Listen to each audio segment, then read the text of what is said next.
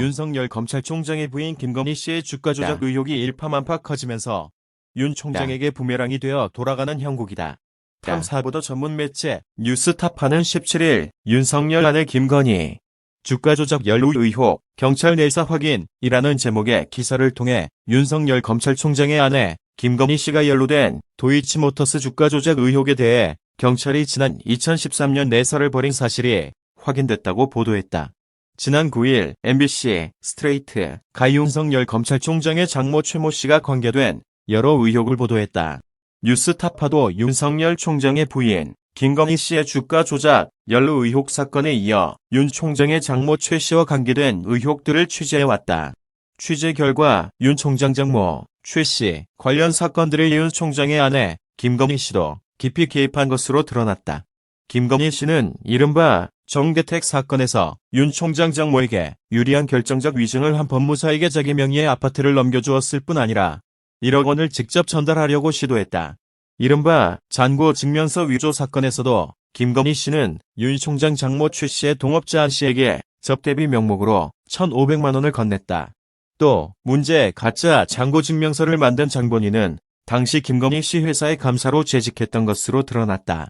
정대택 사건은 김건희 씨가 윤석열 총장과 결혼하기 전, 잔고 증명서 위조 사건은 결혼 뒤에 발생했다. 정대택 사건 5달 만에 53억 차익 올린 윤석열 장모와 동업자, 윤석열 총장의 장모 최 씨와 사업가 정대택 씨가 관련된 사건은 지난 2003년으로 거슬러 올라간다. 이 사건을 편의상 정대택 사건이라 부르기로 하자. 당시 정대택 씨는 서울 송파구 오금동에 있는 한 스포츠 센터에 걸려있는 근저당부 채권을 매입하기 위한 계획을 세우고 있었다. 감정가 300억 원 상당인 이 스포츠 센터에는 근저당부 채권 152억 원이 잡혀 있었는데 해당 채권을 싼 값에 매입한 뒤 스포츠 센터가 누군가에게 팔리면 그 채권을 근거로 배당을 받아 차익을 올리고자 했던 것이다. 이 프로젝트를 현실화하기 위해서 정 씨는 해당 건물에 걸려있는 각종 권리를 분석했고 채권자들을 설득하기 위한 사업 계획을 세웠다.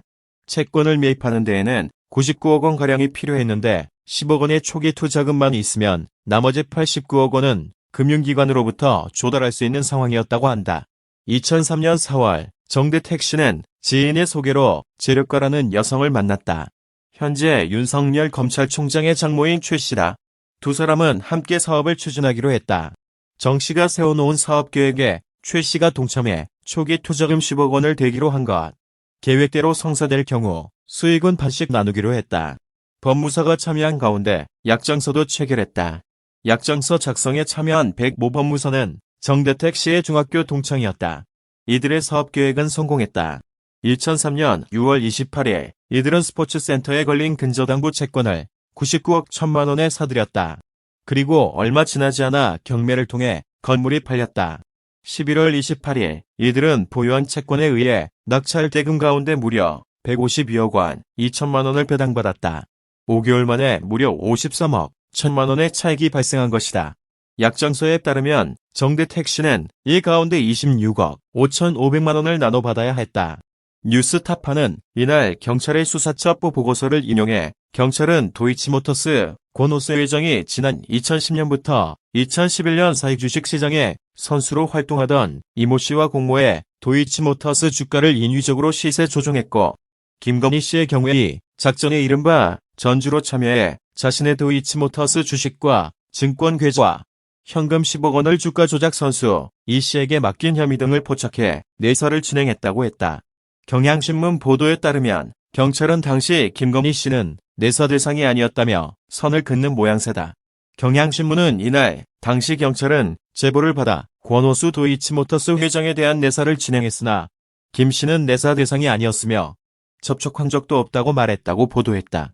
또 내사 대상인 권 회장 등의 혐의가 확인돼야 김 씨도 접촉해 볼 텐데 증거가 없고 제보자의 진술뿐이었다며 금융감독원의 자료를 요청했지만 협조를 받지 못했다는 경찰 관계자의 인터뷰를 실었다.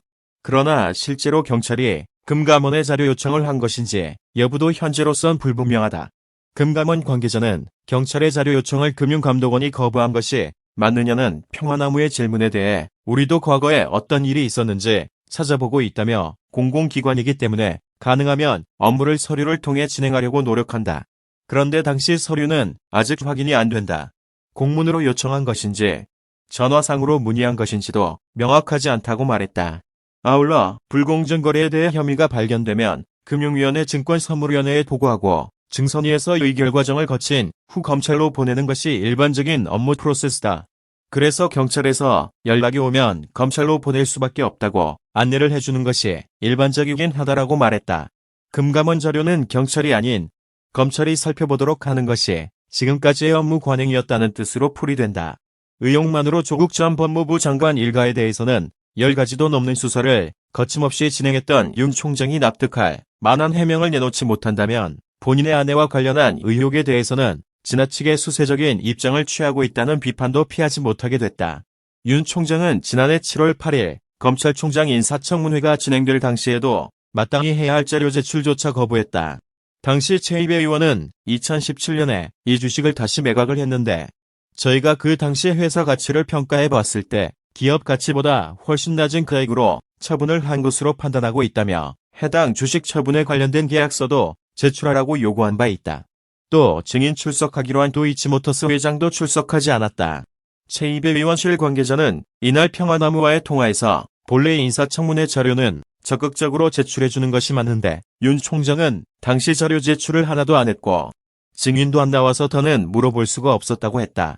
이어 그 뒤에도 자료를 달라고 요청했으나 윤 총장 측이 개인정보 동의를 안 해줘서 자료를 전혀 볼 수가 없었다고 말했다. 형평성 차원에서라도 조 전 장관 못지않은 수준의 집중 수사가 필요하다는 요구도 거세질 전망이다. 금융정의연대 김대계 대표는 이날 평화나무를 통해 보도된 의혹 제기로는 조국 부인의 사모펀드 건보다 윤석열 부인의 주가 조작이 규모도 훨씬 크고 좋지 않다며 동일한 의혹에 대해 윤석열 검찰총장은 특검을 받든 본인이 사임을 하든 또는 본인 직할 수사가 아닌 기관에서 수사를 하도록 하는 것이 국민 의혹을 해소하는 데 도움이 될 것이다라고 말했다.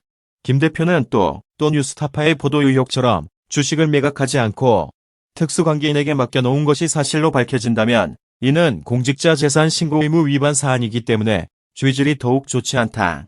재수사를 통해 밝혀져야 할 것이라고 덧붙였다. 오늘 참석해 주셔서 대단히 감사합니다.